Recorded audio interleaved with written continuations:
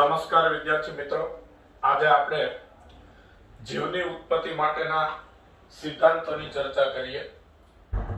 તો આગળના લેક્ચરમાં આપણે પૃથ્વીની ઉત્પત્તિનો ઇતિહાસ જોયો. હવે પૃથ્વી પર જીવની ઉત્પત્તિ કેવી રીતે થઈ હશે તેના વિશે જુદા જુદા મંતવ્યો રજૂ કરવામાં આવેલા છે, પણ તેની કોઈ પ્રાયોગિક સાબિતી નથી અને કેટલીક બાબતો તેમાં ખારીજ કરી દેવામાં આવી છે, એટલે કે અવગણવામાં આવી છે, ધ્યાનમાં લેવાતી નથી.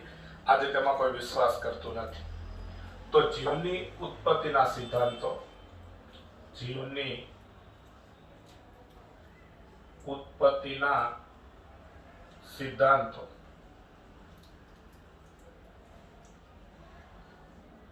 તો જીવની ઉત્પત્તિના સિદ્ધાંતો. તો જીવની ઉત્પત્તિના પહેલા સિદ્ધાંતમાં કોસ્મોજોઇક સિદ્ધાંત, કોસ્મોજોઇક સિદ્ધાંત, કોસ્મોજોઇક સિદ્ધાંત.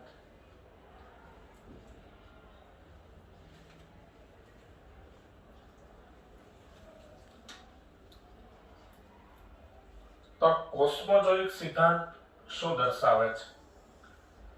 તો કોસ્મોજોઇક સિદ્ધાંતમાં એવી માન્યતા છે કે જીવન બહારના અંતરિક્ષમાંથી આવ્યું છે, એટલે કે પૃથ્વી સિવાયના જે ગ્રહ છે બ્રહ્માંડના, એ પૃથ્વી સિવાયના ગ્રહો પર જીવન હશે, સજીવો હશે પૃથ્વી સિવાયના ગ્રહો પર, અને એ સજીવોના સ્પોર, સ્પોર એટલે આપણે જાણીએ છીએ બીજાણુ, સ્પોરનો ગુજરાતી અર્થ થાય બીજાણુ. તો પૃથ્વી સિવાયના જે ગ્રહો છે એ પૃથ્વી સિવાયના ગ્રહો પરથી સજીવોના સ્પોર્સ પૃથ્વી સહિત બીજા ગ્રહોમાં સ્થળાંતરિત થયા, એવું પહેલાના ગ્રીક વિચારકો માને છે કે પૃથ્વી સિવાયના ગ્રહો પરથી, એટલે કે બહારના અંતરિક્ષમાંથી જીવના એકમો, જેને સ્પોર્સ કહેવાય, તો જીવના એકમો સ્પોર્સ, તો સ્પોર્સ એટલે કે જીવના એકમો પૃથ્વી સિવાયના ગ્રહો પરથી સ્થળાંતરિત થયા. સ્પોર્સ પૃથ્વી સિવાયના ગ્રહો પરથી સ્થળાંતરિત થયા, બરાબર, સ્થળાંતરિત થયા, સ્થળાંતરિત થયા. તો પૃથ્વી સિવાયના ગ્રહો પરથી સ્પોર્સ એટલે કે જીવના એકમો સ્થળાંતરિત થયા, અને પૃથ્વી સિવાય અન્ય ગ્રહો કે જ્યાં જીવન નહોતું ત્યાં પણ આ સ્પોર્સ સ્થળાંતરિત થયા, અને તેમાંથી જીવની ઉત્પત્તિ થઈ. તો સ્પોર્સ એટલે કે જીવના એકમો, આમ તો સ્પોર્સનો ગુજરાતી અર્થ બીજાણુ થાય, પણ અહીંયા સ્પોર્સ એટલે જીવના એકમો, બરાબર. તો આ સ્પોર્સ પૃથ્વી સિવાયના ગ્રહો પરથી પૃથ્વી પર સ્થળાંતરિત થયા, અને એ સ્પોર્સમાંથી જીવની ઉત્પત્તિ થઈ.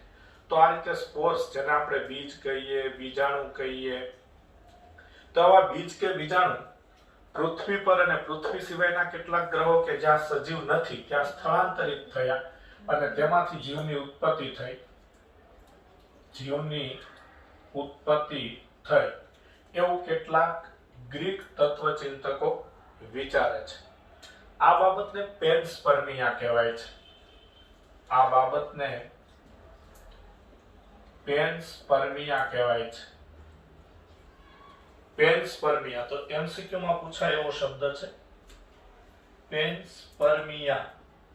તો આ બાબતને પેન્સપર્મિયા કહેવાય છે, પેન્સપર્મિયા કહેવાય છે. તો એમસીક્યુ માટે આ શબ્દ અગત્યનો છે, પેન્સપર્મિયા. એટલે કે પૃથ્વી સિવાયના ગ્રહો પરથી, એટલે કે અંતરિક્ષમાંથી સ્પોર્સ સ્થળાંતરિત થયા અને તેમાંથી જીવની ઉત્પત્તિ થઈ. આ બાબતને પેન્સપર્મિયા કહેવાય છે. તો હજુ આ પેન્સપર્મિયામાં પણ કેટલાક ખગોળ શાસ્ત્રીઓ વિચારે છે. ત્યાર પછી બીજો સિદ્ધાંત છે સ્વયંસ્ફુરિત જનનવાદ. તો સ્વયંસ્ફુરિત જનનવાદ એટલે ઘાસ અને કાદવ જેવી કોહવાતી વસ્તુમાંથી જીવની ઉત્પત્તિ થઈ હશે. સ્વયં સ્ફુરિત જનનવાદ. સ્વયંસ્ફુરિત જનનવાદને આપણે અજીવ જનનવાદ પણ કહી શકીએ. એટલા માટે અજીવ જનનવાદ કહી શકીએ કે એનો સીધો અર્થ એવો થાય છે કે ભાઈ નિર્જીવ વસ્તુમાંથી જીવની ઉત્પત્તિ થઈ હશે. તો આ સ્વયંસ્ફુરિત જનનવાદમાં શું માનવામાં આવે છે કે ઘાસ અને કાદવ જેવી કોહવાતી વસ્તુમાંથી અને સડતી વસ્તુમાંથી જીવની ઉત્પત્તિ થઈ હશે. ઘાસ અને કાદવ જેવી કોહવાતી અને સડતી અને કોહવાતી વસ્તુમાંથી જીવની ઉત્પત્તિ થઈ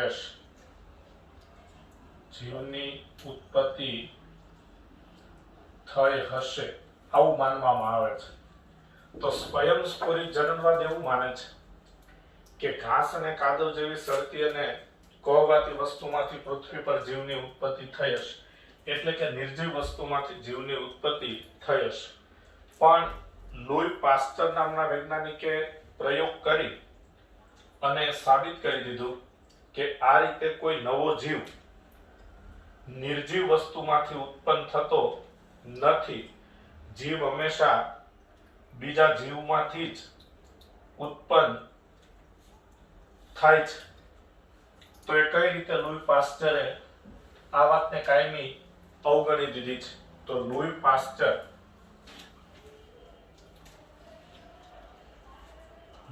પાસ્ચરે આ બાબતને અવગણેલી છે. લૂઈ પાસ્ચરે આ બાબતની કાયમી અવગણના કરેલી છે.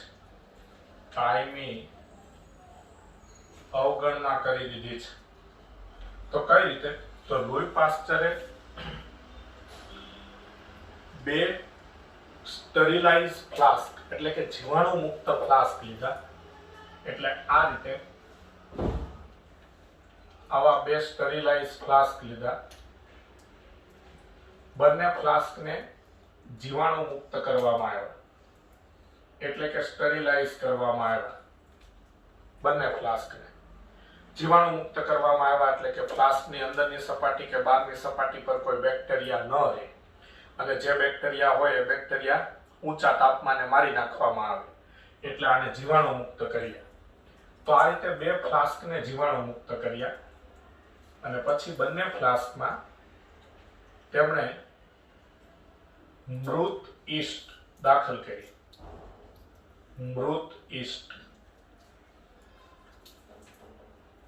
તો ઈસ્ટ એક પ્રકારની ફૂગ છે. તો બંને ફ્લાસ્કમાં તેણે મૃત ઈસ્ટ ભરી દીધી લૂઈ પાસ્ચરે. પછી શું કર્યું? એક ફ્લાસ્કને હવામાં ખુલ્લું રાખ્યું અને એક ફ્લાસ્કને બંધ કરી દેવામાં આવ્યું. તો દાખલા તરીકે આ ફ્લાસ્કને બંધ કરી દીધું અને આ ફ્લાસ્કને હવામાં ખુલ્લું રાખ્યું. તો જે ફ્લાસ્કને હવામાં ખુલ્લું રાખેલું એ ફ્લાસ્કમાં એકાદ દિવસ પછી કે થોડા સમય પછી જ્યારે અવલોકન કર્યું ત્યારે જે હવામાં ખુલ્લું હતું એ ફ્લાસ્કમાં બેક્ટેરિયા એટલે કે સૂક્ષ્મ જીવાણુની હાજરી માલુમ પડી. સૂક્ષ્મ જીવોની હાજરી માલુમ પડી. એટલે આ ફ્લાસ્કમાં તેમને સૂક્ષ્મ જીવ એટલે કે બેક્ટેરિયા જોવા મળ્યા. બેક્ટેરિયાની હાજરી માલુમ પડી. પણ જે ફ્લાસ્ક બંધ કરી દેવામાં આવ્યું હતું એટલે કે જેમાં હવા દાખલ થતી નહોતી તેમાં કોઈ સૂક્ષ્મ જીવોની હાજરી માલુમ ન પડી. તો આ જે ફ્લાસ્ક બંધ કરેલું હતું એ બંધ ફ્લાસ્કમાં કોઈ સૂક્ષ્મ જીવોની હાજરી માલુમ ન પડી. એમાં કોઈ બેક્ટેરિયા ઉત્પન્ન ન થયા. પરંતુ જે ફ્લાસ્ક હવામાં ખુલ્લું હતું એમાં કેટલાક બેક્ટેરિયા ઉત્પન્ન થયા. આના પરથી લૂઈ પાસ્ચરે તારણ કાઢ્યું કે કોઈ જીવ, કોઈ સજીવ નિર્જીવ વસ્તુમાંથી ક્યારેય ઉત્પન્ન થાય નહીં. જીવ હંમેશા બીજા જીવમાંથી જ ઉત્પન્ન થાય. કેમ એવું તારણ કાઢી શકાય આ અવલોકન પરથી? તો જે ફ્લાસ્ક ખુલ્લું હતું એમાં હવા દાખલ થતી એટલે હવામાં રોગના બેક્ટેરિયા હોય જ અથવા કોઈ પણ બેક્ટેરિયા હોય તો હવા સાથે બેક્ટેરિયા ખુલ્લા ફ્લાસ્કમાં દાખલ થઈ શકતા હતા એટલે એ બેક્ટેરિયા એ ખુલ્લા ફ્લાસ્કમાં દાખલ થઈ અને મૃત ઈસ્ટમાંથી પોષણ મેળવતા હતા અને વિભાજન પામી નવા બેક્ટેરિયા ઉત્પન્ન કરતા હતા એટલે ખુલ્લા ફ્લાસ્કમાં બેક્ટેરિયાની હાજરી માલુમ પડી સૂક્ષ્મજીવોની હાજરી માલુમ પડી પણ એમાં જે બેક્ટેરિયાની હાજરી માલુમ પડી જે સૂક્ષ્મજીવોની હાજરી માલુમ પડી એ શા માટે માલુમ પડી તો કે ફ્લાસ્ક ખુલ્લું હતું એમાં હવા દાખલ થતી હતી અને હવા દાખલ થતી હતી એટલે હવાના બેક્ટેરિયા અંદર દાખલ થતા હતા અને એ જ બેક્ટેરિયા વિભાજન પામી નવા બેક્ટેરિયા ઉત્પન્ન કરતા હતા પણ જે ફ્લાસ્ક બંધ હતું એમાં હવા દાખલ નહોતી થઈ શકતી ફ્લાસ્ક ઓલરેડી સ્ટરીલાઇઝ કરેલું હતું જીવાણુ મુક્ત કરેલું હતું એટલે ફ્લાસ્કની અંદર પણ કોઈ બેક્ટેરિયા ઓલરેડી અગાઉથી હાજર ન હતા એટલે બંધ ફ્લાસ્કમાં હવા દાખલ થતી ન હતી એટલે તેમાં કોઈ બેક્ટેરિયા હવા સાથે પ્રવેશતા ન હતા એટલે સ્વાભાવિક છે કે ત્યાં વિભાજન દ્વારા નવા બેક્ટેરિયા ઉત્પન્ન થવાના નથી તો ખુલ્લા ફ્લાસ્કમાં જે બેક્ટેરિયા ઉત્પન્ન થતા હતા એ બેક્ટેરિયા પણ હવા સાથે જે પ્રવેશતા હતા એ બેક્ટેરિયા પોષણ મેળવી વિભાજન પામી અને નવા બેક્ટેરિયા ઉત્પન્ન કરતા હતા પણ મૃત ઈસ્ટમાંથી કોઈ બેક્ટેરિયાનો કોષ ઉત્પન્ન નહોતો થતો જો મૃત ઈસ્ટમાંથી જ કોઈ બેક્ટેરિયાનો કોષ ઉત્પન્ન થતો હોય તો જે ફ્લાસ્ક બંધ હતું જે ફ્લાસ્કમાં હવા દાખલ થતી ન હતી એ ફ્લાસ્કમાં પણ બેક્ટેરિયા ઉત્પન્ન થવા જોઈએ ને જો મૃત ઈસ્ટમાંથી જ બેક્ટેરિયા ઉત્પન્ન થતા હોય તો એટલે કે નિર્જીવ દ્રવ્યમાંથી સડી ગયેલી વસ્તુમાંથી કોઈ જીવ ઉત્પન્ન થતો હોય તો જે ફ્લાસ્ક હવામાં બંધ હતું કે જેમાં બેક્ટેરિયા દાખલ થતા ન હતા તો તેમાંથી પણ બેક્ટેરિયા ઉત્પન્ન થવા જોઈએ પરંતુ એવું ન થયું માત્ર જે ફ્લાસ્કમાં હવા દાખલ થતી હતી જે ફ્લાસ્ક ખુલ્લો રાખવામાં આવ્યો હતો તેમાં જ બેક્ટેરિયા એટલે કે નવા જીવ ઉત્પન્ન થતા હતા એટલે સાબિત થયું કે કોઈ જીવ નિર્જીવ વસ્તુમાંથી ઉત્પન્ન થતો નથી જીવ હંમેશા બીજા જીવમાંથી જ ઉત્પન્ન થાય છે એટલે લુઈ પાસ્ચરે આ બાબતની કાયમી અવગણના કરી અને તેણે એવું તારણ આપેલું કે કોઈ જીવ નિર્જીવ દ્રવ્યોમાંથી ઉત્પન્ન થતો નથી કોઈ જીવ નિર્જીવ દ્રવ્યોમાંથી ઉત્પન્ન થતો નથી કોઈ જીવ નિર્જીવ દ્રવ્યોમાંથી ઉત્પન્ન થતો નથી એટલે લુઈ પાસ્ચરે મૃત ઈસ્ટ પર કરેલા પ્રયોગો પરથી કાયમ માટે આ બાબતને અવગણી દીધી આ બાબતને ખારીજ કરી દીધી ત્યાર પછી ત્રીજો સિદ્ધાંત જોઈએ છીએ એ રાસાયણિક ઉદ્વિકાસનો સિદ્ધાંત છે રાસાયણિક ઉદ્વિકાસનો સિદ્ધાંત છે રાસાયણિક ઉદ્વિકાસને ઉત્ક્રાંતિ પણ કહેવાય ઉત્ક્રાંતિનો સિદ્ધાંત તો રાસાયણિક ઉદ્વિકાસ કે રાસાયણિક ઉત્ક્રાંતિનો સિદ્ધાંત ઓપેરિન અને હાલ્ડેન નામના બે વૈજ્ઞાનિકોએ આપેલો તેમાં ઓપેરિન રશિયાના વૈજ્ઞાનિક હતા અને હાલ્ડેન ઇંગ્લેન્ડના વૈજ્ઞાનિક હતા ઓપેરિન અને હાલ્ડેન વૈજ્ઞાનિકના નામ પણ ખાસ યાદ રાખવા એમસીક્યુ માટે અગત્યના છે એટલે એમસીક્યુ માટે આ વૈજ્ઞાનિકના નામ ખાસ પૂછાય એટલે વૈજ્ઞાનિકના નામ ખાસ યાદ રાખવા જે એમસીક્યુમાં પૂછાવાની શક્યતા વધારે છે તો ઓપેરિન એ રશિયાના વૈજ્ઞાનિક હતા અને હાલ્ડેન ઇંગ્લેન્ડના હતા ઓપેરિન રશિયાના વૈજ્ઞાનિક હતા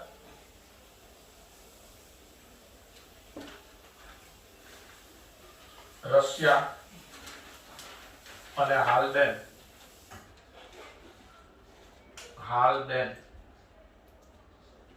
કે જે ઇંગ્લેન્ડના વૈજ્ઞાનિક હતા તો ઓપેરિન અને હાલ્ડેને આ સિદ્ધાંત રજૂ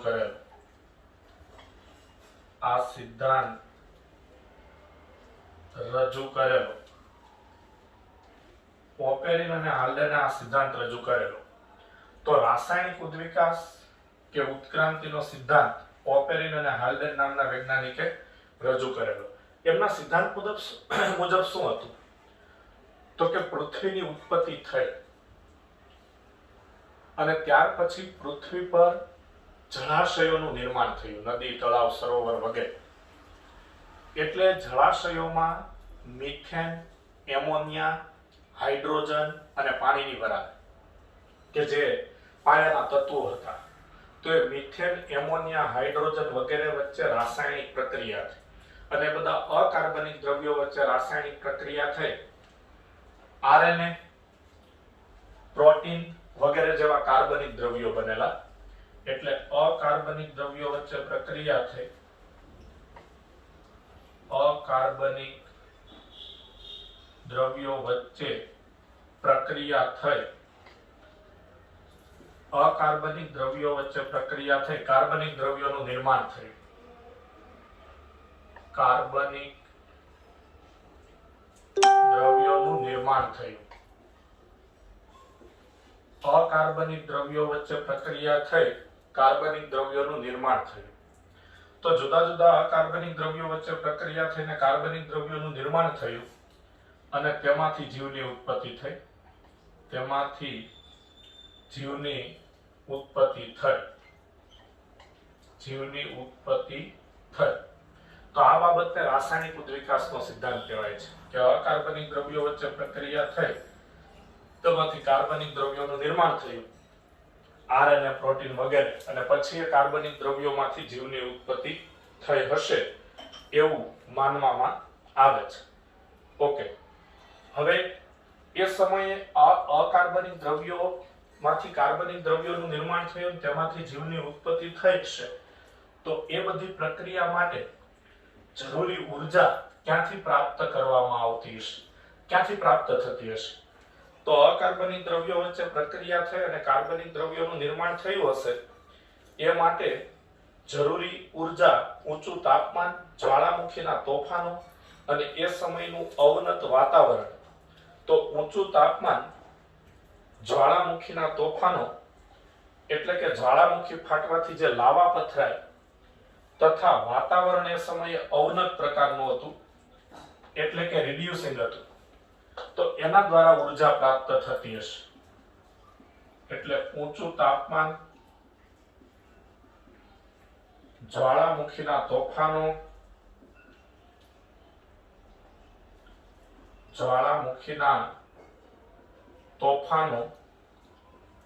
તથા અવનત વાતાવરણ.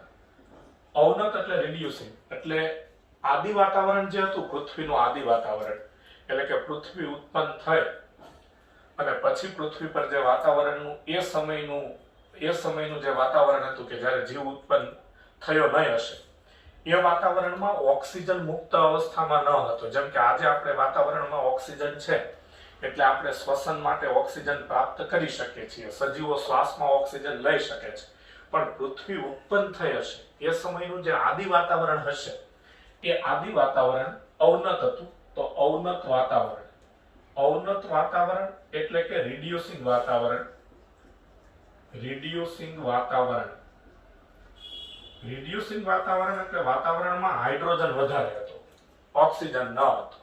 એટલે વાતાવરણમાં હાઇડ્રોજન વધારે હતો, ઓક્સિજન ન હતો, એટલે તેને અવનત વાતાવરણ કહેવાય. તો ઊંચું તાપમાન, જ્વાળામુખીના તોફાનો, અવનત વાતાવરણ વગેરે દ્વારા પ્રક્રિયા માટે જરૂરી ઉર્જા પ્રાપ્ત થતી હશે. આ માનવું હતું ઓપેરિન અને હાલ્ડેનનું. તો ઓપેરિન અને હાલ્ડેને જીવની ઉત્પત્તિ માટે રાસાયણિક ઉદ્વિકાસ કે રાસાયણિક ઉત્ક્રાંતિનો સિદ્ધાંત રજૂ કરેલો. ઓપેરિન રશિયાના વૈજ્ઞાનિક હતા અને હાલ્ડેન ઇંગ્લેન્ડના વૈજ્ઞાનિક હતા. તેમણે એવું દર્શાવ્યું કે અકાર્બનિક દ્રવ્યો વચ્ચે પ્રક્રિયા થઈ, કાર્બનિક દ્રવ્યોનું નિર્માણ થયું હશે અને તેમાંથી જીવની ઉત્પત્તિ થઈ હશે. એટલે કાર્બનિક દ્રવ્યોમાંથી જીવની ઉત્પત્તિ થઈ હશે. તે સમયનું ઊંચું તાપમાન, જ્વાળામુખીના તોફાનો અને અવનત વાતાવરણ દ્વારા આ શક્ય બન્યું હશે. હવે આ રાસાયણિક ઉદ્વિકાસ થયો હશે એની કંઈક અંશે આંશિક વાત એ માની શકાય એ માટે જીવની ઉત્પત્તિ માટે તેની પ્રાયોગિક સાબિતી 1953માં અમેરિકાના મિલર નામના વૈજ્ઞાનિકે આપેલી. તો મિલર નામના વૈજ્ઞાનિકે પ્રાયોગિક સાબિતી આપીને દર્શાવેલું કે પૃથ્વી પર જીવની ઉત્પત્તિ માટે રાસાયણિક ઉદ્વિકાસ થયો હશે, તો એની ચર્ચા આપણે નેક્સ્ટ લેક્ચરમાં કરીશું. અહીં આ લેક્ચર પૂર્ણ કરીએ છીએ.